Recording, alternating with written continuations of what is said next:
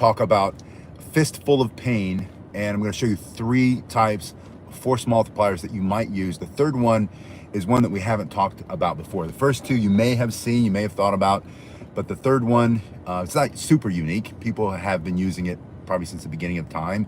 We'll talk about that, but I wanted to start with what we call a fist load. And this is a Yawara pocket stick. These are the kind that I make. If you want one of these, there's a link in the description below, or you can make your own. It's just a 6-inch stick. You carve the ends a little bit, sand it down really well, soak it in oil, make it heavy, make it durable, and you have a self-defense palm stick. Hey Donut Lord, it's good to see you. So the first thing is called a fist load. This adds weight to your fist. It also keeps your knuckles from being not collapsing like this. Yeah, it looks like a cigar. Good point.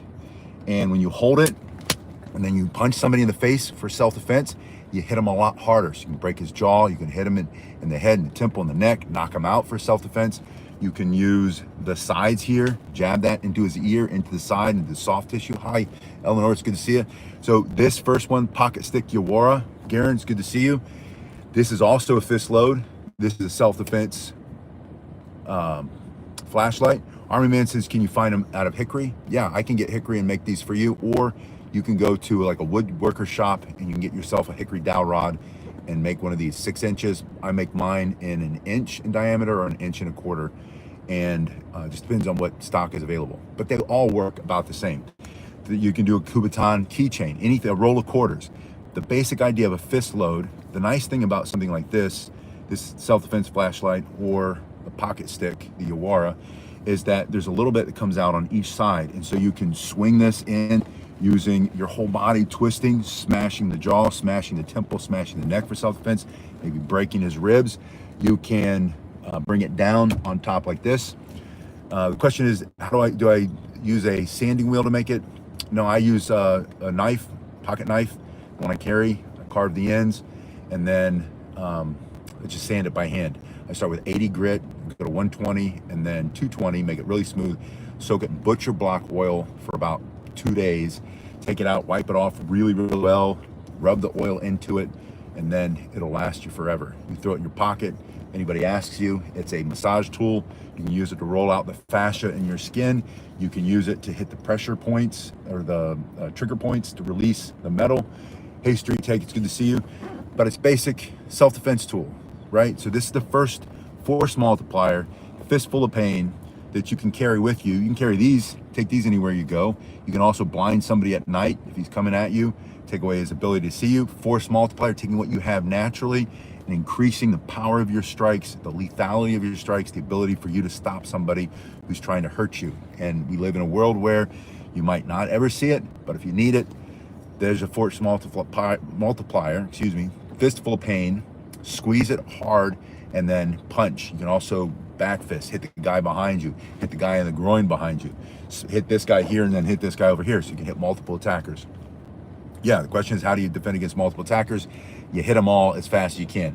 Now, the second thing I'm gonna show you, one of my personal favorites, something I use for work, and these are slash-proof gloves, but you can get motorcycle gloves, come with these knuckles on the back especially, and you get sap gloves. They make sap gloves where the whole glove has a little extra material on the back and in the palm that makes it heavier. So again, force multiplier, when you hit so much harder. If you get the motorcycle gloves, these are gonna be hard. These are very hard. And when you hit, you're going to be able to defend yourself a lot better. Take what you have naturally and multiply it. Fistful of pain is right here in, these are called tactical gloves. These are actually slash proof. If somebody's got a knife, I can better defend myself with these.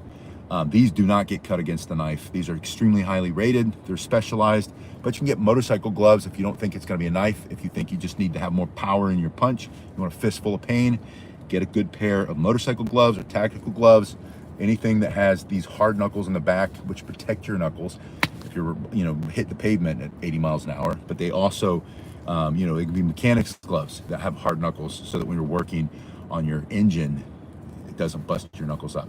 But that becomes, for self-defense, extra strength, extra power, fistful of pain. Now the third one Yeah, Eleanor has a good point. You might not have the size of somebody else, the size of a bigger opponent, but you take a force multiplier in your hand, fistful of pain, whether it's the first, what we call a fist load, or a pocket stick, or a pair of gloves, then that increases your ability to defend yourself against a bigger opponent. All right, third one. Now this is something I've been playing around with a lot lately, and it's, yeah, the chef's gloves are perfect for that too. It doesn't have to be black pepper, right? And you're not going to hold it as a fist load because this is just cardboard. It's going to crush.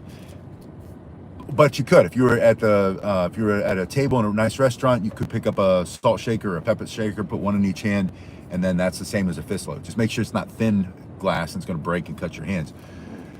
But yeah, chef's chainmail gloves. This, those are cut proof. This handful of salt or a handful of pepper. I'm sitting right, we have aggregates right here for some road construction. I see sand, I see blacktop asphalt, I see small rocks, I see large, I see probably 4 different sizes of rocks. You could pick something like that up in your environment. All these cost, the first ones cost a couple dollars. They're all inexpensive. This is super inexpensive. You can get even more effective, more pain, a bigger fistful of pain. You can get red pepper, cayenne pepper, and you can have cayenne pepper. You can carry it in your backpack, carry it in your purse, carry it in your pocket. If you needed to, you see the threat coming. Maybe it's a pack of, maybe it's multiple attackers, to your point earlier, and you put some in each hand, and then you throw it in his face, throw it in his eyes. And I know that some of us have had pepper, right? You go up your nose and you can't stop sneezing, get in your eyes, it burns.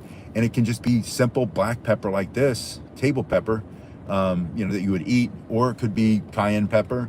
I use a cayenne pepper in my, I put cayenne pepper and some cinnamon in my coffee every morning. It could be cinnamon. Cinnamon also burns.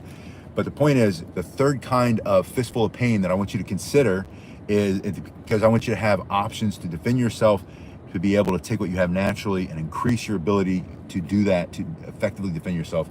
Think about what can you carry in a small bag. Garen says a handful of fertilizer. That'll burn your eyes right out.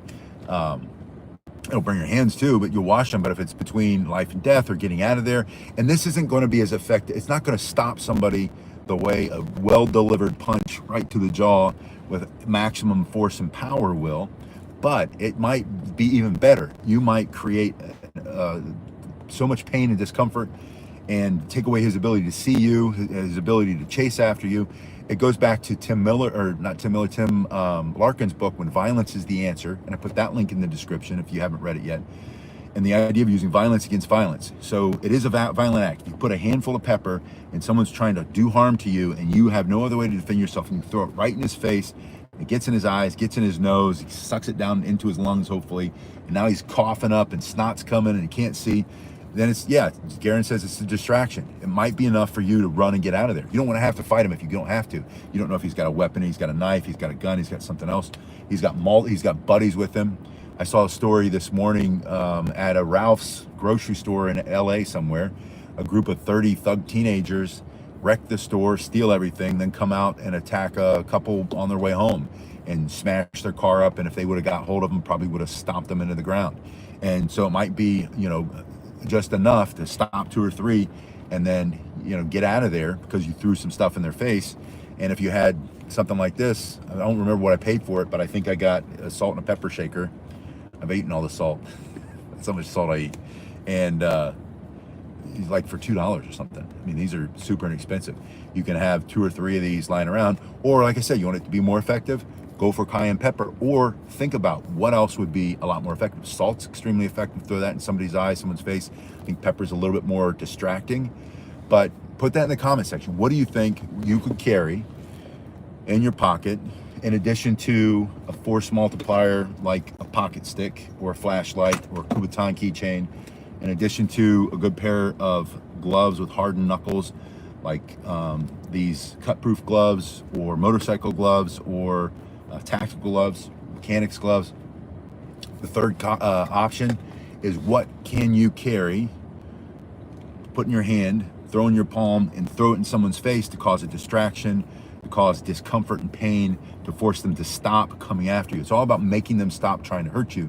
What could you possibly carry in bulk, in a little, baggie in your pocket that you can take anywhere and everywhere you go? I cannot take, I can't take my blade, I can't take my gun, I can't take half of my self-defense tools in this car. I can take my self-defense cane that I carry with me everywhere I go. I've been using this a lot more for my hip because my hip's been in pain. I can take this with me everywhere I go, but I can also take pepper. Who's going to stop you? TSA's not taking away your pepper, right? They're not stopping you from going into the courthouse with some pepper. Hey, Doug, it's good to see you. Doug, we were talking, we had 3 categories. We had palm or fist loads first. We had a good pair of gloves with Hard-knuckle second. And the third is something like black pepper, cayenne pepper, salt, sand, gravel, asphalt. What could you pick up in your hand, create a fistful of pain? Someone's coming at you, maybe multiple attackers, and you can throw it enough to create a distraction to be able to get out of there. Or if you have to defend yourself, you throw that in his face and then you drive your elbow into his jaw and dislocate it, or into his neck or his temple and knock him out. Because maybe this is just going to slow him down, but it's going to slow him down enough that maybe he's bigger than you, faster, stronger, maybe there's multiple attackers. You throw this in his face, or you throw some cayenne pepper in there, and then you add insult to injury for self-defense, and then now you've multiplied. He's a force multiplier. So a little bit of black pepper in his eyes, followed by a hard elbow, palm strike, fist, knee to the groin. You stomp on the top of his foot, kick his legs out from under him. Maybe it's you throw this and then you whack him with your self-defense cane. Maybe you throw this and then you hit him with your flashlight. However you want to use it. But put in the comment section, because this is where I want us to get creative as a community, because that's what makes this channel grow, is when you put in the comment section, what else could you throw in someone's face for self-defense? As a force multiplier, carry it in your fistful of pain, let it rip. What else is going to work? I submit black pepper, cayenne pepper, any other version of peppers, but I'd like to know what you think, and what do you think is going to be the most effective. Anyway, it's great to see you guys this morning. Yeah, Doug says some small, like ball bearings, some hard metal ball bearings. I've got tons and tons of those all over the place for different projects. But what else could you use? So put those in the comment section if you would, and then I'll see you guys on the next one.